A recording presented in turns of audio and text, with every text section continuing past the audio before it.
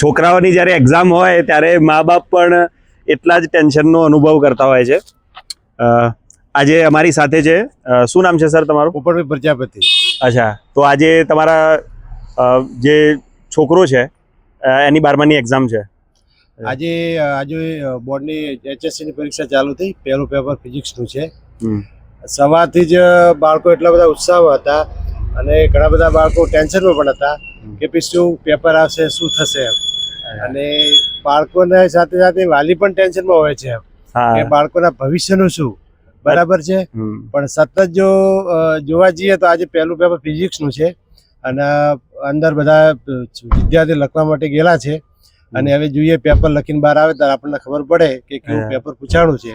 અચ્છા, એટલે જ્યાં સુધી અંદર છોકરું એક્ઝામ આપતો હોય ત્યાં સુધી બહાર માતા પિતાનો પણ શ્વાસ ઉપર નીચે થતો હોય કે ભાઈ સારું પેપર જાય ને સારું ભવિષ્ય થાય. દરેક વાલી પોતાના બાળકનું ભવિષ્ય હંમેશા સારું જોતું હોય. એક વાલી માતા પિતા જેવું હોય છે કે મારું બાળક અમારાથી પણ આગળ જાય. અને સતત 11-12 એ સતત 2 વર્ષ કન્ટિન્યુ બાળકે મહેનત કરી હોય અને 720 દિવસ એટલે મતલબ 2 વર્ષ 2 વર્ષનું જે મહેનત હોય એ આજે 3 કલાકની અંદર એનું ભવિષ્ય નક્કી કરવા માટે ઉત્સાહી બાળક હોય જ છે.